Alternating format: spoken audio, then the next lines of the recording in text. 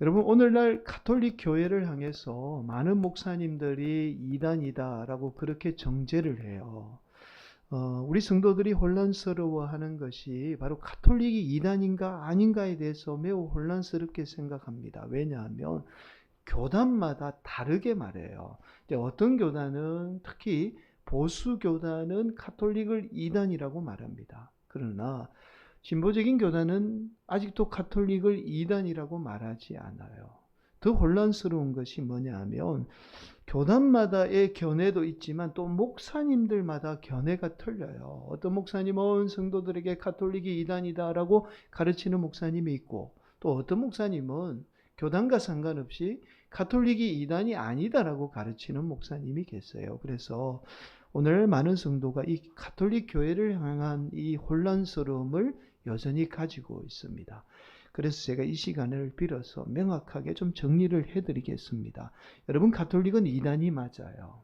자, 그러나 여기에는 전제가 하나 붙게 됩니다. 바로 이단이 맞지만 이단이라고 정죄할 수 없다는 사실이에요. 자, 왜냐하면 언젠가 말씀을 드렸죠. 우리 개신교가 믿는 이 교리가 사실은 가톨릭 교회에 의해서 만들어진 교리입니다. 자, 그래서 우리가 가톨릭이 이단이지만 이단이라고 정죄를 할 수 없어요. 왜냐하면 우리가 가톨릭이 이단입니다라고 정죄를 하는 순간 우리가 믿게 되는 모든 교리가 사실은 이단의 교리가 되는 거예요. 그래서 개신교는 어쩔 수 없는 모순에 빠지게 됩니다. 자, 그래서 가톨릭은 이단이지만 우리가 이단이라고 정죄할 수 없는 거예요. 자, 여러분, 개신교회는 가톨릭을 향해서 이런 모순적인 태도를 가질 수밖에 없는 것이 앞서서 말씀을 드렸듯이 우리가 사용하는 대부분의 교리가 사실은 가톨릭 교회가 교회 이전에 교회는 이전에 교회가 존재하지 않았잖아요. 가톨릭 교회가 있고 그리고 어떻게 해요? 종교개혁을 통해서 우리가 지금 개신교회가 있는 거잖아요. 그래서 사실은 모든 교리가 가톨릭 교회에 의해서 만들어졌습니다. 그래서 이단성은 가지고 있지만 이단이라고 함부로 정죄할 수 없는 거예요. 자, 여러분, 가톨릭 교회가 이러한 이단성을 가지고 있는 이유가 있습니다. 여러분, 우리 개신교는 오직 성경만을 믿습니다. 성경만을 유일한 권위로 인정해요. 그래서 다른 어떤 것도 인정하지 않지요. 성경만을 믿고 성경 말씀만을 따르고 있습니다. 그런데 가톨릭은 조금 다릅니다. 성경과 함께 자신의 전통을 동일하게 권위해둬요. 이 전통이라는 게 뭐냐면 자신들의 회의를 통해서 만들어진 교리도 성경만큼 권위를 가지게 됩니다. 자, 그래서 우리가 너무나 잘 아는 이제 교황 무엇을, 교황은 흠이 없다는 거죠. 또 마리아 숭배와 같은 것들이 사실은 성경에는 없지만 자신들의 회의를 통해서 결정한 전통이기 때문에 성경과 동일하게 지키고 있는 거예요. 자, 이런 사실은 오직 성경만을 믿는 우리 개신교 측면에서 보면 도저히 용납할 수 없는 이단 행위인 거죠. 자, 여러분, 서두에서 가톨릭 교회에 관해서 말씀을 드리는 이유가 있습니다. 여러분, 가톨릭 교회는 교회를 위협하는 초대교회죠. 교회를 위협하던 세력으로부터 교회를 지켜내기 위해서 회의를 통해서 중요한 상황들, 교리들을 결정하게 됩니다. 이걸 어려운 말로 공의회라고 이야기합니다. 공적인 문제로 회의했다라는 뜻이죠. 자, 주후 325년이에요. 콘스탄틴 황제가, 로마의 콘스탄틴 황제가 기독교를 최초로 공인하잖아요. 근데 이분이 처음으로 이 니케아에서 회의를 소집합니다. 이게 이제 공식적인 공의회의 시작이에요.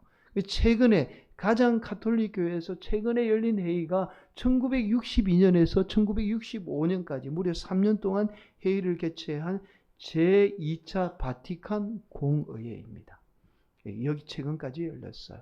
1차 바티칸 회의에서 우리가 너무나 잘 아는 교황 무엇을 결정하게 됩니다. 교황은 흠이 없다라는 것, 인간이지만 흠이 없다라는 것을 결정하게 됐죠. 여러분, 바로 오늘 우리가 함께 나누게 되는 말씀이요, 최초로 열린 공의회입니다. 우리가 이제 예루살렘에서 열렸다라고 해서 예루살렘 공의회라고 그렇게 말합니다. 여러분, 오늘 이 예루살렘 공의회가 열리게 된 배경이 오늘 본문 1절에 보니까 이렇게 말씀하고 있어요. 어떤 사람들이 유대로부터 내려와서 형제들을 가르치되 너희가 모세의 법대로 할례를 받지 아니하면 능히 구원을 받지 못하리라 하니. 여러분, 사도 바울과 바나바 일행이 1차 전도 여행을 마치고 다시 자신들을 파송한 안디옥 교회로 돌아오게 돼요. 그런데 이때 안디옥 교회는 이스라엘에서 온 형제들이 안디옥 교회 성도들에게 모세의 율법대로 할례를 받지 않으면 구원을 받을 수 없다고 가르치고 있었던 거예요. 여러분, 당시 안디옥 교회에서 모세의 율법대로 할례를 받아야 한다라고 가르쳤던 인물이 초대교회의 아주 악명이 높았던 블라스티니우스라는 인물입니다. 이 인물이요, 얼마나 언변이 뛰어났던지 사실에 상관없이 이 사람의 그냥 설교만 들으면 모든 사람들이 이 사람 설교를 다 믿고 따르게 되었어요. 그래서 나중에 결국 이 사람이 이단으로 빠졌던 인물인데, 초대교회가 이 인물을 따라서 이 언변에 현혹이 되어서 많은 성도들이 이단으로 빠져들게 되었던 인물이 바로 이 블라스티니우스입니다. 이 사람이 교회를 돌아다니면서 순회 집회를 하게 되는데, 이 사람이 지금 사도 바울이 1차 전도여행을 떠나서 돌아와 보니 안디옥 교회에서 이 블라스티니우스가 이 성도들에게 모세의 율법대로 할례를 받아야만 구원을 받을 수 있다라고 그렇게 가르치게 되었던 거예요. 그러니 안디옥 교회의 성도들이 이 블라스티니우스의 뛰어난 언변에 현혹이 되어서 많은 성도들이 아니 사도 바울이 가르쳤을 때는 오직 예수님의 은혜로 우리가 구원받는다고 그렇게 가르침을 받았는데 이게 뭔가 잘못된 거 아니냐, 아니면 일부 사람들은 블라스티니우스의 가르침을 받아 아니다, 이 블라스티니우스가 말한 것이 맞다, 우리가 모세의 가르침대로 율법으로 할례를 받아야만 우리가 구원을 받을 수 있다라는 이 많은 다툼과 분쟁이 일어나게 되었던 거예요. 여러분, 할례는 단순히 구원을 떠나서 사람의 생명과도 직결이 돼요. 여러분, 어릴 적에 할례를 받으면 어릴 때 난 지 8일 만에 할례를 받으면 아이에게는 생명에 지장이 없잖아요. 그런데 성인이 되어서 할례를 받게 되면 잘못하면 사람이 목숨을 잃습니다. 또 감염도 쉽게 되죠. 그런데 유대에서 온 형제들이 반드시 구원을 받으려면 모세의 율법대로 할례를 받아야만 구원을 받을 수 있다라고 그렇게 가르친 거예요. 그래서 당시에 많은 성도의 생명을 위협하게 되었던 겁니다. 더 놀라운 사실은 교회가 율법으로 구원을 받게 되면 결국요, 이 초대교회는 유대교와 별반 다르지 않아요. 그렇잖아요. 율법을 지키면 교회는 뭐 유대교와 전혀 다르지 않는, 그렇게 되는 거죠. 이 말은 예수님의 십자가의 의미를 무색하게 만드는 거죠. 예수님의 은혜가 없는 거예요. 이 무색하게 만들 뿐만 아니라 초대교회 존재 자체마저도 위협하게 되었던 겁니다. 자, 그렇게 초대교회를 무너뜨리려고 했던 거예요. 여러분, 사실 사도 바울의 처지에서 보면 이 안디교회가 이런 싸움에 휘말린다라는 것은 사도 바울의 입장에서는 매우 안타까웠을 거예요. 왜냐하면 자신은 목숨 걸고 예수님의 그 복음을 전했는데 잘못된 가르침에 의해서 교회가 한순간에 다툼과 분쟁과 무너지는 위기에 놓이게 되었던 겁니다. 자, 그래서 이 문제를 들고 예루살렘 교회죠. 당시 제자들이 있던 이 예루살렘 교회가 이 문제에 관해서 어떤 확실한 결정을 내려주기를 원했던 거예요. 자, 그래서 사도 바울이 바나바와 함께 1차 전도 여행에 돌아오자마자 다시 짐을 꾸려서 이 문제를 가지고 다시 예루살렘으로 향하게 되었던 겁니다. 자, 예루살렘 교회도 이 문제를 두고 어떤 쉽게 결정을 내리지 못해요. 왜냐하면 여전히 교회의 주축은 유대인이었습니다. 율법을 지키고 있고 율법을 지키면서 예수님을 믿고 있던 유대인이었어요. 그래서 쉽게 결정을 내리지 못했던 겁니다. 그래서 오늘 본문에 의하면 많은 변론이 오고 갔다라고 그렇게 말씀하죠. 자, 그러자 당시에 예수님의 수제자였던 베드로가 그 많은 사람들에게 이렇게 말씀하죠. 그 말씀이 오늘 본문 11절 말씀 함께 봉독합니다. 그러나 우리는 그들이 우리와 같이 주 예수의 은혜로 구원받은 줄을 믿는다고 하니라. 우리인 제자들도 어떤 행위로 구원받은 것이 아니라 오직 예수님의 은혜로 구원받았다는 사실을 베드로가 말하게 돼요. 자, 그러자 이 이야기를 듣고 있던 야고보입니다. 오늘 본문에 나오는 야고보는 예수님의 제자 야고보가 아니에요. 그러니까 예수님의 형제 야고보입니다. 이 형제 야고보가 당시 예루살렘 교회를 이끌던 수장이었어요. 가만히 듣고 있던 이 야고보가 중요한 결정을 내리게 됩니다. 그 말씀이 오늘 본문 말씀 19절 20절 말씀이에요. 한 번 더 봉독합니다. 그러므로 내 의견에는 이방인 중에서 하나님께로 돌아오는 자들을 괴롭게 하지 말고 더 이상 할례를 요구하지 말자라는 거예요. 다만 우상의 더러운 것과 음행과 목매어 죽인 것과 피를 멀리하라고 편지하는 것이 옳으니. 여러분, 더 이상 율법으로 구원받는다는 그 잘못된 것들은 다 버리고 이제는 오직 예수님의 은혜로 구원받는다는 기독교의 가장 핵심 교리잖아요. 그 중요한 교리를 오늘 본문 말씀은 결정하게 되었다라는 사실을 지금 말씀하고 있습니다. 여러분, 오늘날은 이러한 율법주의가 교회를 위협하지는 않죠. 이미 예루살렘 교회를 통해서 율법주의가 잘못되었다라는 것을 결정하고 또 교회를 지켜냈기 때문에 오늘날은 이런 율법주의가 교회를 위협하지는 않습니다. 자, 그러나 여전히 오늘날 한국 교회를 위협하고 무너뜨리는 어떤 것들은 존재해요. 여러분, 바로 이단보다 더 심각한 것이 있습니다. 한국 교회를 무너뜨리려고 하는 더 심각한 것이 있죠. 바로 한국 교회의 기복주의입니다. 더 놀라운 사실은 많은 목사님들이 이 한국 교회를 무너뜨리는 이 기복주의의 심각성을 자각하지 못해요. 아니, 교인들이 복 받는 거, 예수 믿으면 복 받는 거, 그게 좋은 거지 왜 잘못됐느냐라고 그렇게 이야기합니다. 여러분, 과거의 율법주의가 교묘하게 형태를 바꾸어서 오늘날 한국교회를 위협하고 있는 것이 한국교회에 만연되어 있는 기복주의예요.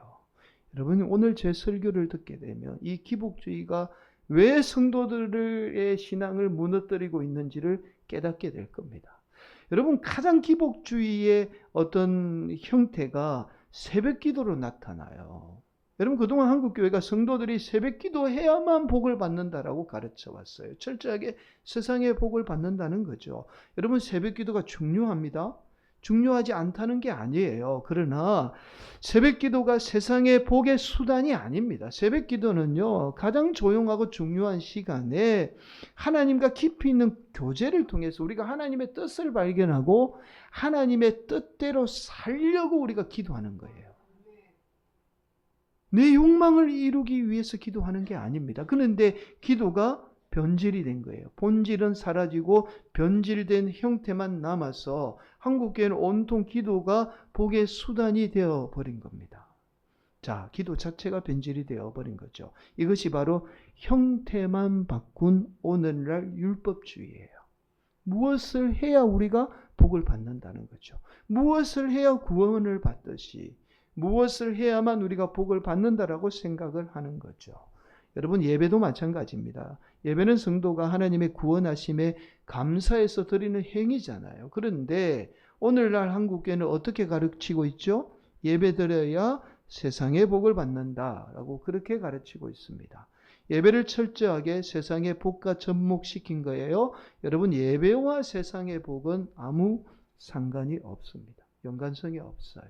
또한 헌금 생활도 마찬가지예요. 오늘날 대부분 한국 교회는요, 헌금 생활 잘해야 물질의 복을 받는다고 가르치고 있습니다. 여러분, 사실은 전혀 틀린 말은 아니에요. 그러나 완전히 맞는 말도 아닙니다. 자, 왜냐하면 저와 여러분이 하나님께 구별된 헌금 생활을 하는 것은 우리가 어떻게 해요?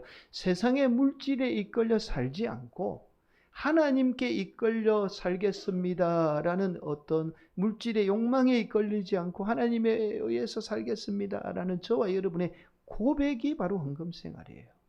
그래서 우리가 헌금 생활을 하게 되면 어떻게 해요?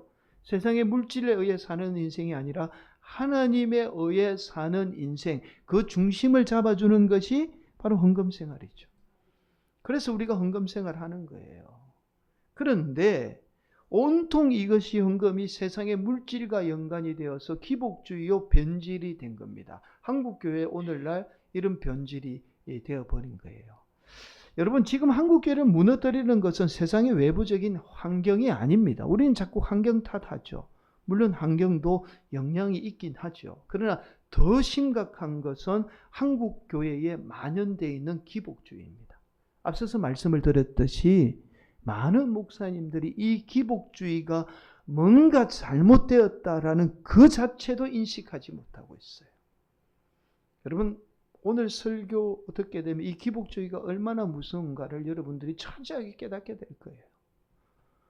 여러분, 그렇다면 저와 여러분이 예수님의 은혜로 사는 삶, 왜 초대교회가 예수님의 은혜로 구원받는다라는 이 중요한 결정을 내리게 되었을까요? 또 예수님의 은혜로 사는 삶, 은혜로 구원받는다는 사실이 왜 중요할까요? 자, 여러분, 율법주의나 기복주의가 같은 것이 우리 인간으로 하여금 우리의 환경만 바라보게 만들어요. 이게 중요한 겁니다. 여러분, 기복주의도 마찬가지고 율법주의도 마찬가지. 어떤 조건에 의해서 우리가 구원을 받고 복을 받기 때문에 저와 여러분이 어떻게 해요? 끊임없이 어떤 조건만 추구하게 됩니다. 자, 그래서 저와 여러분이 우리가 처한 환경만을 바라보게 돼요. 자, 기복주의나 율법주의가 무서운 것이 바로 여기에 있어요. 결국에는 저와 여러분이 처한 어려운 환경만 바라보다가 오히려 이 환경 때문에 저와 여러분이 매몰되게 되는 거예요. 환경을 벗어나지 못하는 겁니다. 자, 그러나 오직 예수님의 은혜는 환경을 바라보는 것이 아니라 오직 하나님만 바라봐요. 하나님이 베풀어 주신 그 은혜만 바라보게 됩니다. 그래서 우리가 어떤 어려운 환경에 처해 있어도 하나님이 우리를 구원하셨기 때문에, 하나님이 우리를 복 주시기 때문에 그 하나님만 바라보면 이 어려운 환경 어떻게 해요? 이겨내게 되는 거예요. 그래서 저와 여러분의 뭐가 중요하다고요? 하나님의 은혜, 예수님의 은혜를 바라보며 사는 삶이 중요한 거예요. 사랑하는 성도 여러분, 이것이 바로 우리 예수님이 이 땅에 오신 목적이에요. 율법주의로 인해서 하나님의 선택받은 유대인들이 환경만을 바라보았던 거잖아요. 그러나 하나님이 이 땅에 예수 그리스도를 보내주셔서 저와 여러분이 세상의 환경 탓하며 평생을 불행한 가운데 사는 인생이 아니라 어떠한 어려운 환경에 우리가 태어나도, 지금 우리가 어떠한 어려운 환경에 놓여 있어도 여전히 우리를 사랑하시는 하나님이 반드시 이겨내게 하리라는 이 믿음으로 살게 하려고 예수님이 이 땅에 오신 거예요. 그래서 예수님의 은혜만이 세상을, 우리를 이기게 하는 겁니다. 사랑하는 성도 여러분, 이스라엘 백성들이 율법에 빠져서 끊임없이 하나님께 불평했어요. 자신들의 처한 환경만을 바라보며 하나님을 원망하며 불평불만을 쏟아내게 됩니다. 여러분, 하나님이 이스라엘 백성들을 구원했잖아요. 애굽의 노예에서 하나님이 구원했는데 그 은혜는 까마득하게 잊어버린 채 온갖 불평불만을 쏟아냅니다. 여러분, 이스라엘 백성들이 왜 이렇게 하나님께 끊임없이 불평불만을 쏟아내게 되었을까요? 바로 율법 때문이에요. 율법이 만든 조건과 환경만을 바라보았기 때문에 자신들의 처한 환경과 처지만 바라보았던 겁니다. 그래서 조금만 불평불만거리가 있으면 하나님을 불평불만을 하나님께 쏟아붓게 되었던 거예요.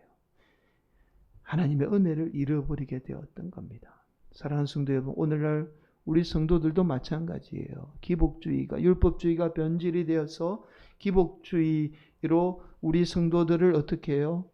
환경과 처지만 바라보게 만듭니다.